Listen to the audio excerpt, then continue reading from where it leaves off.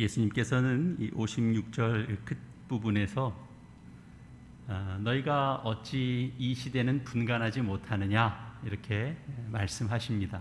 이 물음은 너희는 이 시대를 분간해야 된다, 그런 의미가 강하게 담겨져 있죠. 이 물음 자체는 2000여 년 전에 예수님께서 예수님을 따르던 그 무리들에게 던지신 말씀이지만 오늘 우리는 이 물음을 너희도 너희 시대를 분별하라라는 그 말씀으로 우리 들을 수 있습니다. 동일한 말씀이 마태복음에서는 16장 그리고 또 5장 이렇게 좀 각각 다른 상황, 좀 다른 흐름 속에서 등장합니다. 오늘 그 54절, 55절, 56절 이 세 절에 해당하는 내용이 마태복음에서는 시대의 표적을 구하는 그 문제에 대한 대답을 하실 때 예수님께서 이 말씀을 하셨습니다. 그리고 우리가 읽은 이 본문의 58절, 59절 이 이제 두 절 말씀은 마태복음에서는 서기관과 바리새인들의 그 의로움보다 너희가 낫지 못하면 결단코 천국에 들어갈 수 없다라는 내용으로 말씀하실 때 이렇게 하셨던 그 말씀입니다. 그 대목에서 등장했었습니다. 그러니까 오늘 이 본문에 있는 내용은 이제 54절에서부터 59절까지 해당하는 이 내용은 예수님께서 한 번에 하신 말씀은 아닌 것 같습니다. 또 두 말씀 사이에 57절이 있죠. 또 어찌하여 옳은 것을 스스로 판단하지 아니하느냐라는 말씀이 그 사이에 또 들어가 있습니다. 그러니까 이렇게 생각할 수 있죠. 물론 이런 게 왜 다른가 이런 걸 오늘 이 자리에서 막 나누려고 하는 건 아닙니다. 누가는 어떤 교훈의 일관성을 위해서 이렇게 예수님의 말씀을 연결시켜 놓고 있는 거죠. 그러니까 시대를 분별하는 것과 또 올바르게 판단하는 것, 그리고 화해라고 하는 이 세 주제를 이렇게 차례로 읽도록 한 겁니다. 그런데 이렇게 읽도록 한 것은 성경을 기록하는 그 누가를 향한 성령의 인도하심입니다. 그러니까 그 뜻을 헤아리면서 오늘 우리 역시도 오늘 이 본문 속에서 우리가 확인할 수 있는 이 세 가지를 이렇게 연결해서 우리가 주목할 필요가 있습니다. 첫째로는 우리도 이 시대를 분간하는 사람이 되어야 되겠다라는 거죠. 둘째로는 시대를 분별하는 사람으로서 우리가 옳고 그른 것을 우리가 판단할 수 있어야 하겠다라는 것입니다. 세 번째로는 시대를 분별해서 옳고 그른 것을 판단하는 우리가 다른 무엇보다도 화해에 힘써야 하겠다라는 것입니다. 먼저 예수님께서 오늘 본문 속에서 무리들에게 너희가 어찌 이 시대는 분간하지 못하느냐 하는 이 말씀 속에서 여기 시대라고 되어 있는 이 시대로 이렇게 우리가 옮긴 그 헬라어는 카이로스입니다. 좀 여러분 이제 들어보신 이제 헬라어 단어쯤 될 겁니다. 이 카이로스는 정해진 시점을 가리킵니다. 그러니까 결정적인 시점입니다. 그리고 이제 전체적인 기간을 뜻하는 말로는 이제 크로노스라는 말이 있는데 그 말과는 좀 구별이 됩니다. 이 본문에서 카이로스라고 되어 있는 것은 결국 결정적인 그때, 예수님이 오신 때, 예수님께서 계시던 그때 그 시대를 가리킵니다. 그리고 여기 이제 분간하지 못하느냐, 이 분간하다라고 되어 있는 이제 헬라어 단어도 결국은 어떤 의미들과 함께 중의적으로 쓰이냐 하면 시험하다, 알아보다, 조사해보다, 이런 뜻을 이제 함께 사용하는 그런 단어가 됩니다. 우리가 분간이라는 말은 우리 이제 우리말 사전에서 좀 찾아보면은요, 그 사물의 옳고 그른 것, 좋고 나쁜 것, 크고 작은 것, 그런 따위를 헤아려 가림하여 보는 것, 뭐 이런 식으로 풀이가 되어 있습니다. 그러니까 변별의 의미가 있는 거죠. 변별의 의미가. 그래서 시대를 분간한다라고 하는 말은 이 헬라어 단어가 담고 있는 의미처럼 자기가 살고 있는 때에, 그때가 어떤 때인지를 잘 알아서 변별한다, 그런 의미가 됩니다. 예수님께서 자신을 따르는 무리들에게 이 시대를 분간하라 하신 것은 바로 이때가 예수님 자신을 통해서 지금 하나님께서 구원을 이루시고 계신 때인 것을 너희가 잘 알아라 하는 내용이 예수님의 말씀 속에 담겨져 있는 거죠. 그래서 바로 그 때에 맞도록 하나님께서 예수 그리스도를 통해서 지금 구원을 일으키는 때라면 바로 그 때에 맞는 건 뭐죠? 그 예수님의 말씀을 듣고 결국은 그들이 믿어왔던 그 율법의 체계 속에서 예수님이 어떤 말씀을 하고 계신지, 어떤 역할로 오셨는지, 그분의 사역이 무엇인지를 그 하시는 말씀을 듣고 너희 깨달아 알아라, 이런 내용이 담겨져 있는 거죠. 그러니까 여러분, 예수님을 믿는다라는 것, 기독교의 신앙생활을 한다는 건 여러 가지로 설명할 수 있습니다. 나 오늘 본문 말씀을 기초로 해서 우리가 생각을 해보면 이것은 자기가 사는 때, 그 때를, 그 시대를 잘 알아서 그 시대를 향하신 그 하나님의 뜻, 그 시대에 드러나 보이는 그 하나님의 뜻을 잘 쫓아서 살아가는 것이다, 그렇게 말할 수 있습니다. 그러니까 오늘도 우리가 우리 신앙생활을 잘 하려면 우리가 사는 이 시대를 우리가 변별하고 분간하고 그렇게 살아가야 되는 거죠. 나중에 죽어서 뭐 천국 가서 영생을 누리는 것이 그냥 내 신앙생활의 목표이기 때문에 그냥 나는 지금 이 세상은 얼른 지나가 버렸으면 좋겠다, 나는 이 세상은 뭐 어떻게 되는지 난 전혀 상관이 없고 나는 이 세상 일에는 관심도 없고 흥미도 없다, 이렇게 생각하는 사람이 있을까요? 뭐 있을 수도 있겠죠. 그러나 성경에서 가르치는 이 신앙은 결국 그 시대를 잘 분별하는 것입니다. 그 시대와 아무 상관없이 살아라, 그렇게 말씀하고 있는 내용이 아닙니다.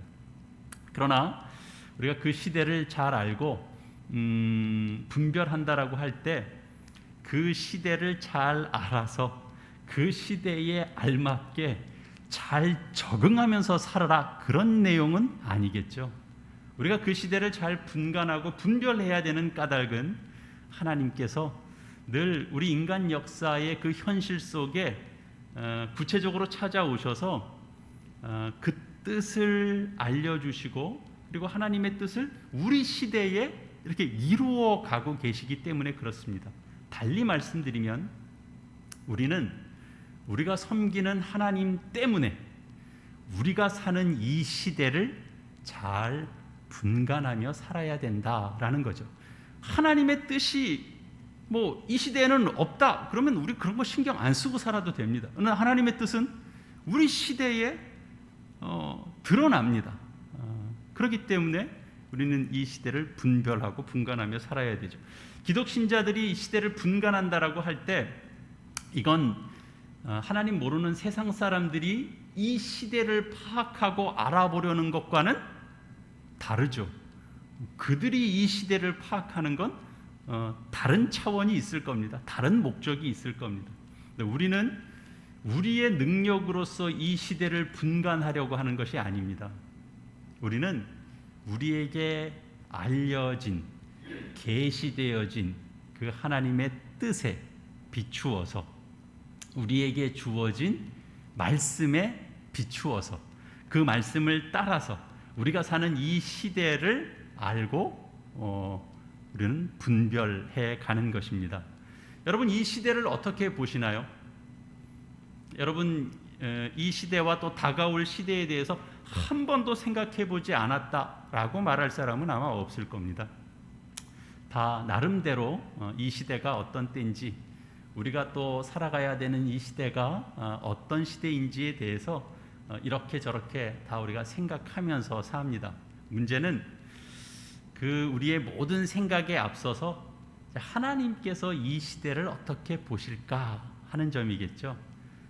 그렇다면 이 시대가 하나님 보시기에 이전보다 좀 나은 시대일까요? 아니면 이전보다 하나님의 마음을 좀 더 아프게 하는 시대일까요?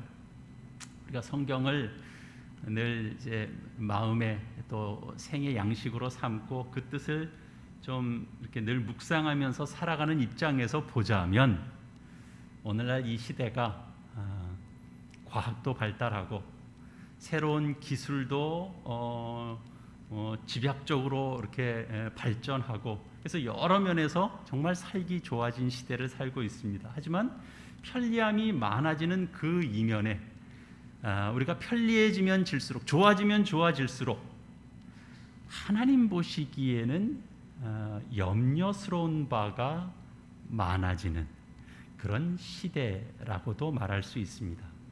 사도 바울께서 말씀하셨던 그 로마서 12장 2절에 나오는 너희는 이 세대를 본받지 말라 하신 그 말씀은 지금도 유효한 말씀이죠.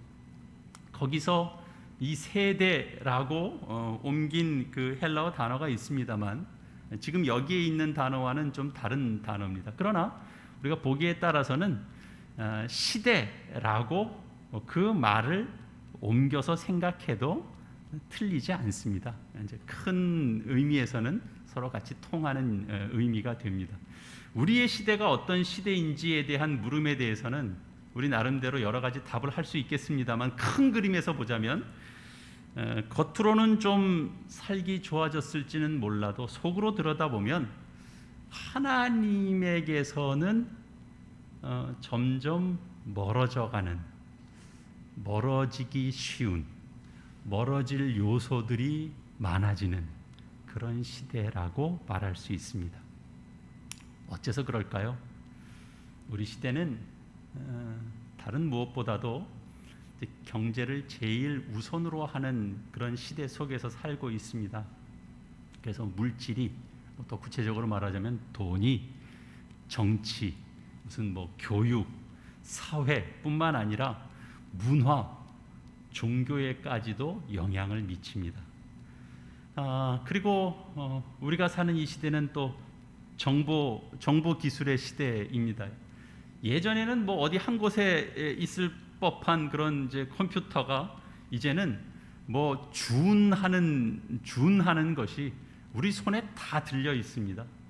놀라운 기술의 발전 속에서 언제 어디서나 우리는 온갖 정보를 우리는 들을 수 있고 가질 수 있습니다. 정보의 홍수 속에서 살고 있습니다. 그런데 그 기술에, 그 정보에 종속되어져 가는 우리의 모습 또한 함께 있다라는 것을 우리가 보게 되죠. 그뿐인가요? 우리가 사는 이 시대는 무한 경쟁의 시대입니다. 그 말은 달리 말하면 경쟁력 있는 무언가를 내놓아야 된다라는 시대를 살고 있다라는 거죠. 그래서 그 경쟁력 있는 무언가를 내놓을 수 없으면 사람이 살아남기 힘든 시대라는 말이기도 합니다. 예전에는 우리 식당에 들어가면 메뉴 종류가 많아야 그 집이 장사가 잘 되는 그런 식당으로도 인식이 됐었습니다. 근데 요즘은 메뉴가 없는 식당이 잘 되는 식당입니다. 사람들이 몰리는 식당에를 가보면은요, 메뉴는 없고 대중소만 있어요. 한 가지로 승부한다는 거죠. 뭐 드실 거예요는 종류는 물어볼 필요 없고 곱빼기냐 보통이냐만 얘기하면 돼요. 그런데 사람들이 몰리죠. 더 나아가서 우리가 사는 이 시대는 다원화, 다극화 그런 시대입니다. 이 말은 절대적인 가치를 지니는 것이 점점 드물어지는 시대를 우리가 살고 있다 그 말입니다. 거기에 더해서 모든 것이 다 상대화됩니다. 그래서 기준이 없어지니까 혼란이 생기죠. 불안정해지죠. 뭐가 뭔지 모를 세상을 살게 되죠.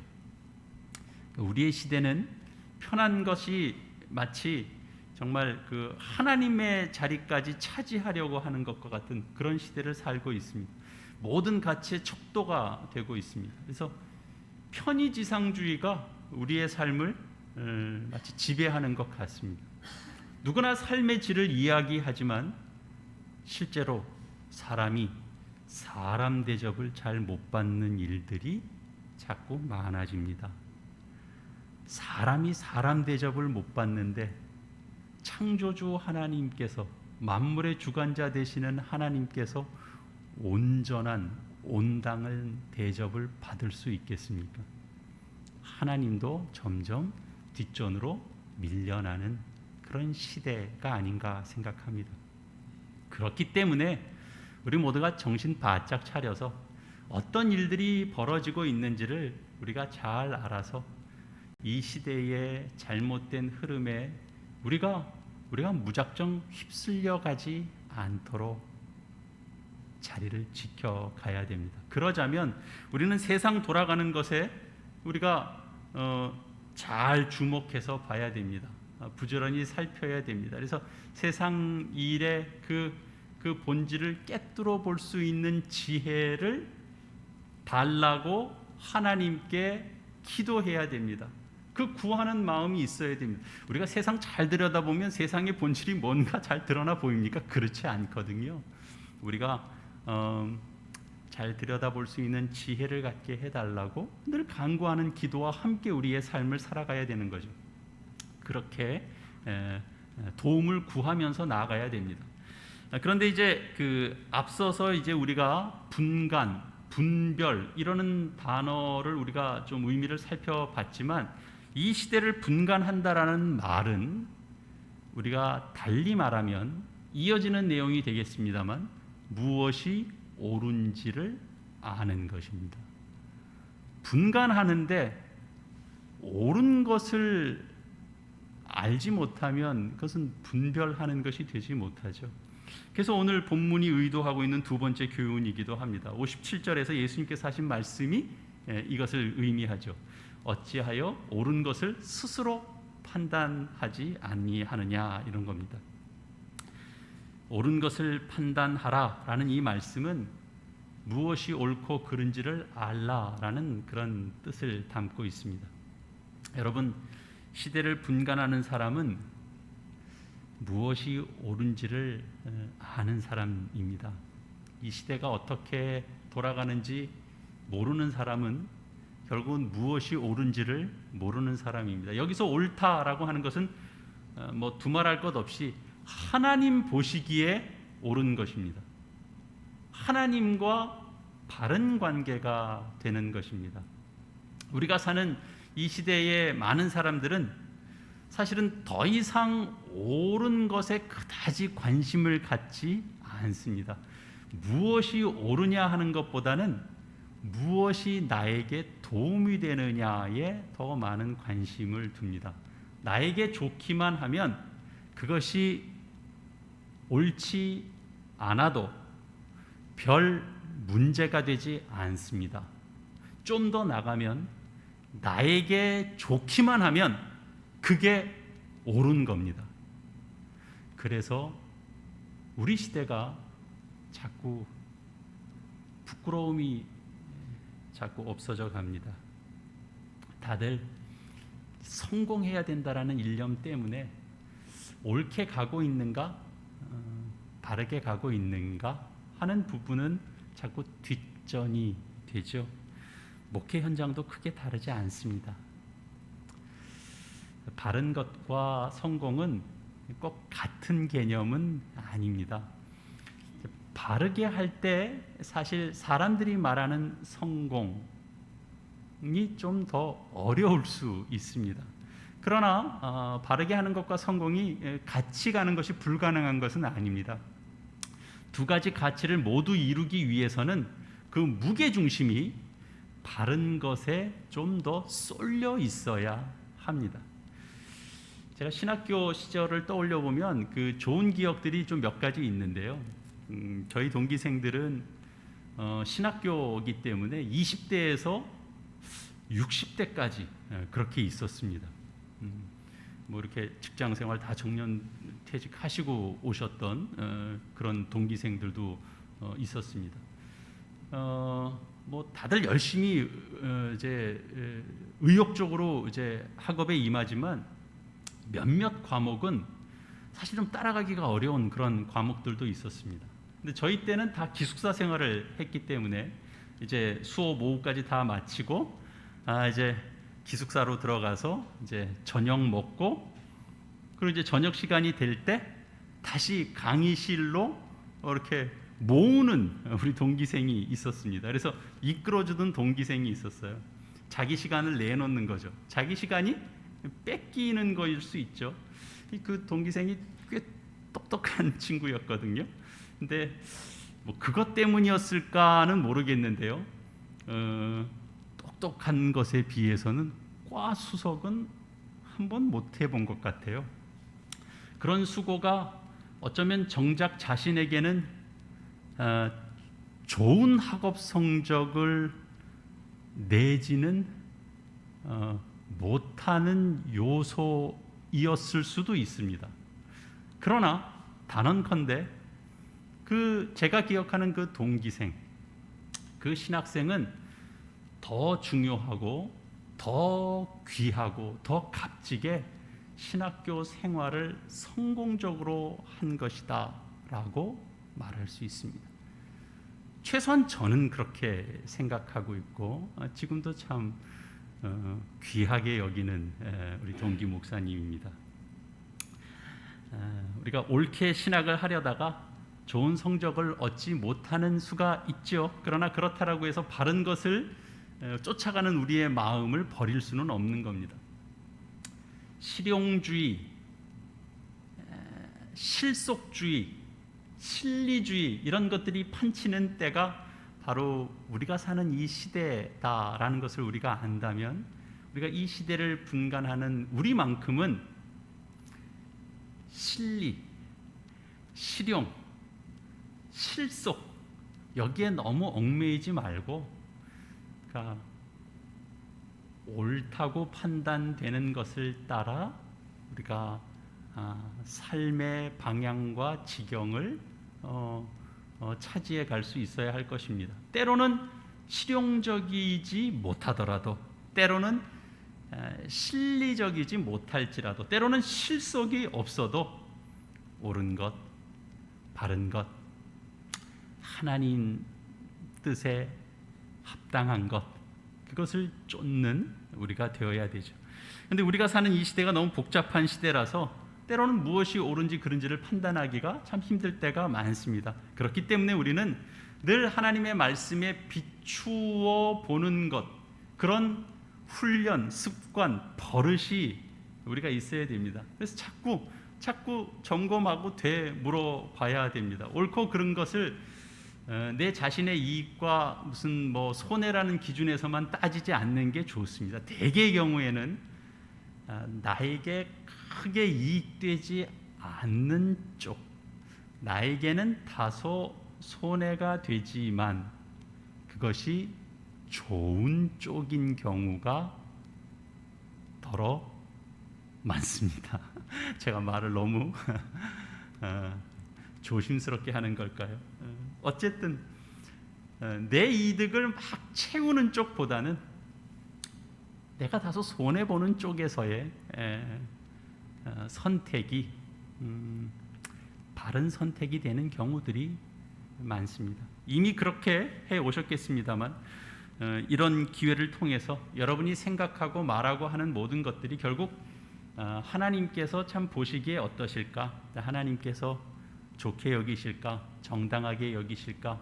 기뻐하실까? 이런 것들을 한번 좀 따져보는 그런 습관은, 이게 너무 우리가 제약된 습관이 아니라 굉장히 신앙의 중요한 방식입니다. 우리가 스스로도 해야 되고, 함께 나눠보기도 해야 되고, 상대방의 의견도 들어보고, 함께 의견도 나누고.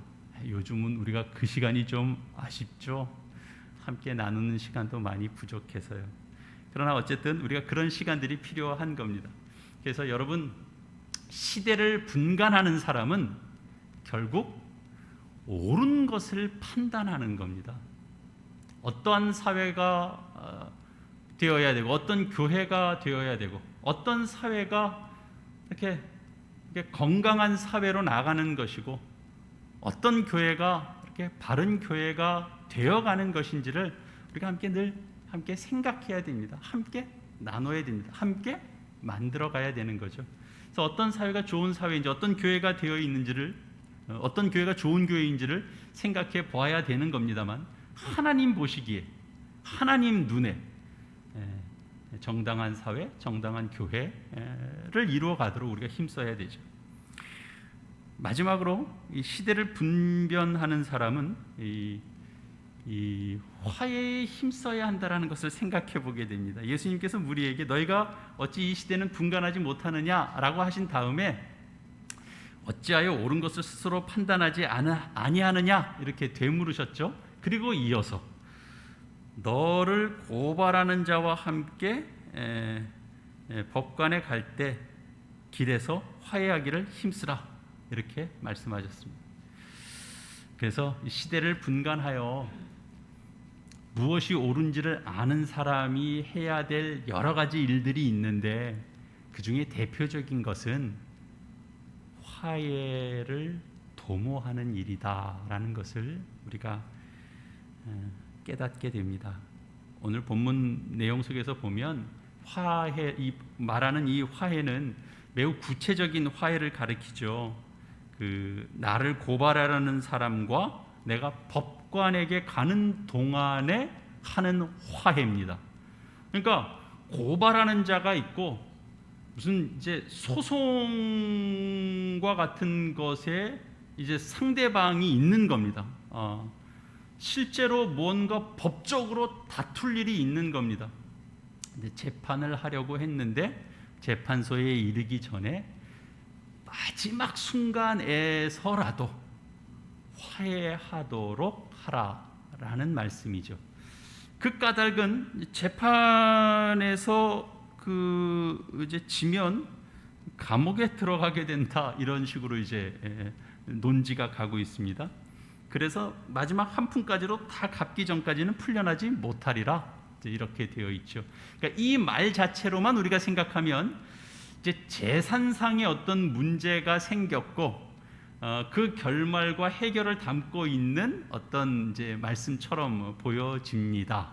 그러나 사실 예수님께서 하신 이 말씀은 당시 그 헬라 시대의 그 헬라의 소송 제도를 이렇게 비유 삼아서 전하고자 하셨던 진짜 본 뜻은 하나님의 최후 심판에 관한 말씀을 하고 싶으신 겁니다. 곧 마지막 날 하나님 앞에서 심판받지 않도록 하나님과도 화해해야 되지만 관계에 있어서도 서로 화해하라라는 말씀을 담고 있는 거죠.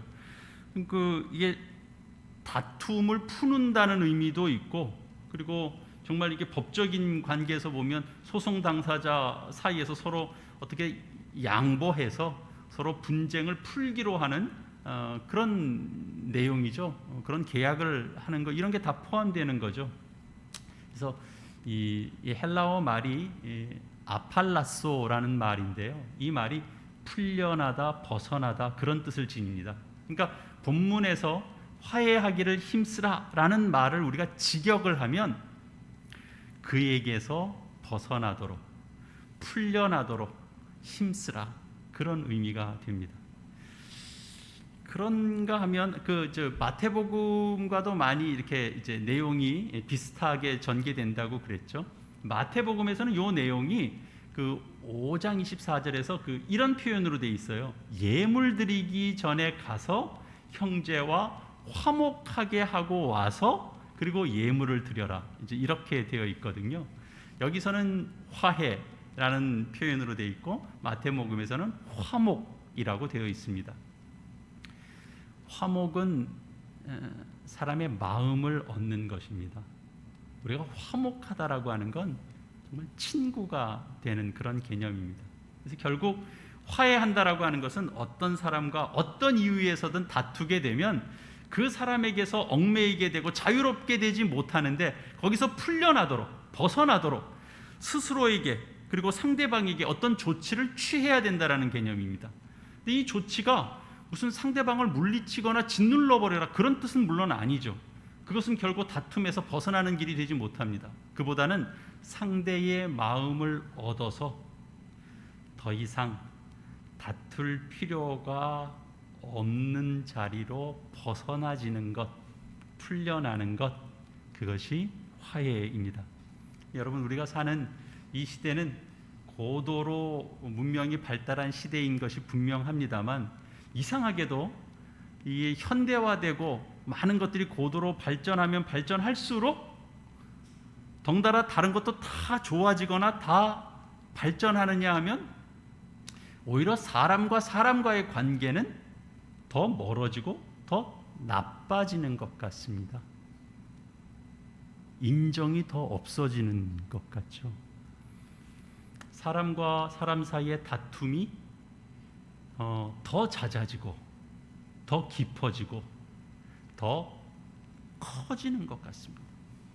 이렇게 사람 사이가 좋지 못하면 문명이 아무리 발달해도 우리는 행복할 수 없습니다. 사람 사이가 어그러지면 사실은 모든 것이 의미가 없는 것처럼 다가와지거든요. 사람은 사람과 함께 더불어 살아가게 하나님께서 만들어 놓으셨기 때문에 그렇습니다. 이런 점 때문에 화해는 이 시대를 분간하는 사람들이 우선적으로 해야 되는 옳은 일입니다.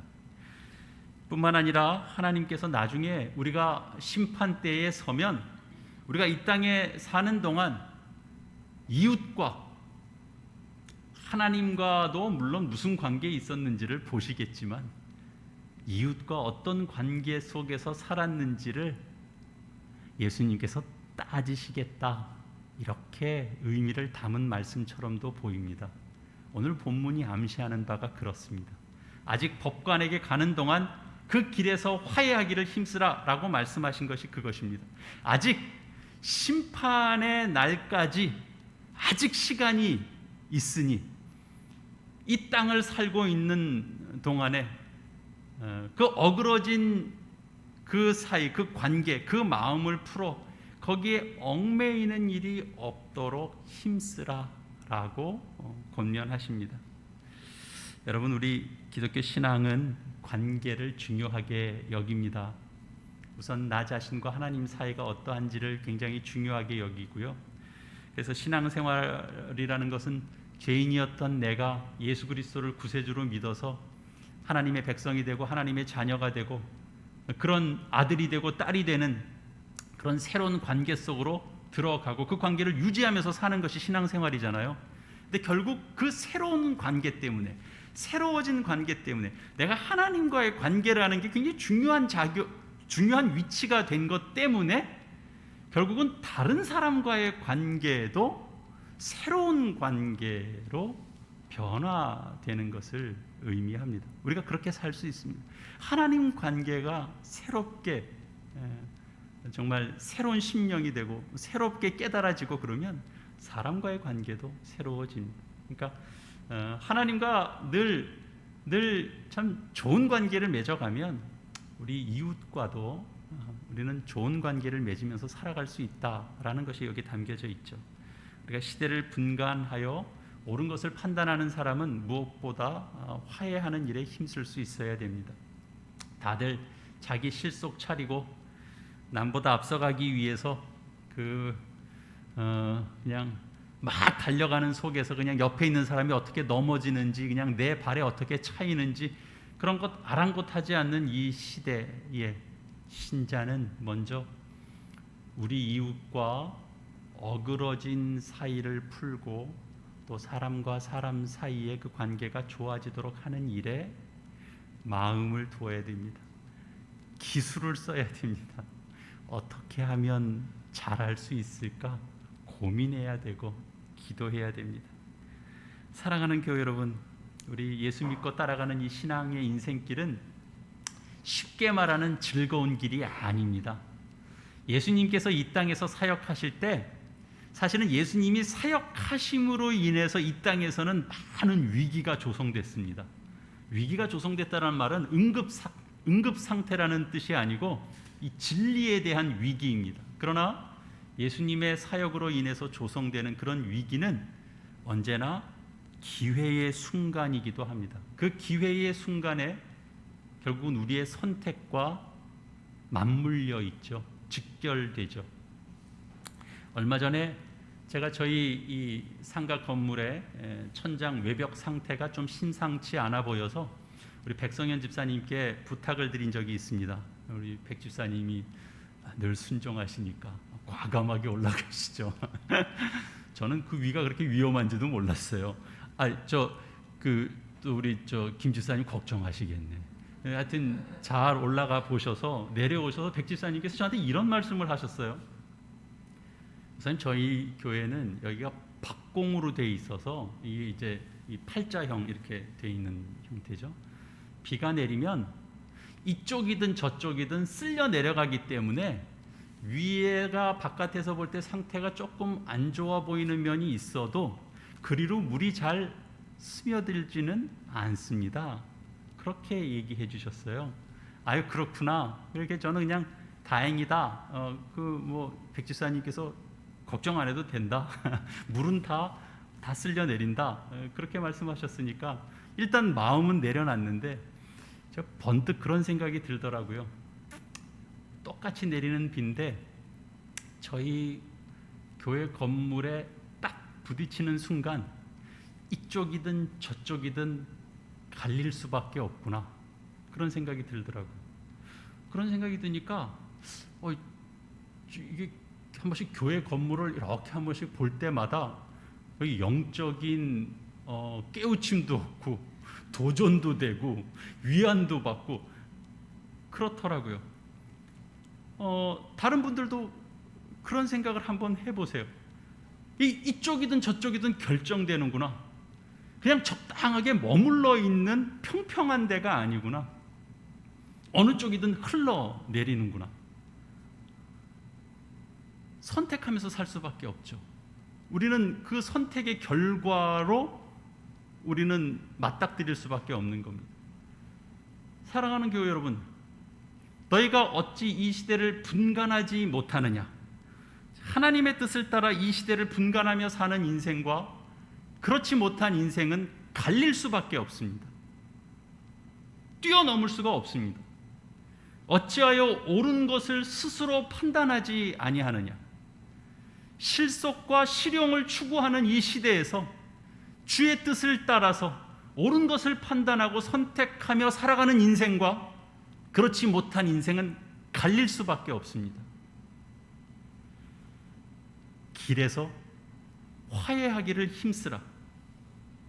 다툼이 잦아지고 다툼이 한번 일면 깊어지고 그래서 서로 상처 주기에 익숙한 이 시대에서 이웃과 마음을 나누고 상대의 마음을 얻는 그런 새로운 관계를 이루며 살아가는 인생과 그런 것에 관심 두지 않고 살아가는 인생은 갈릴 수밖에 없습니다.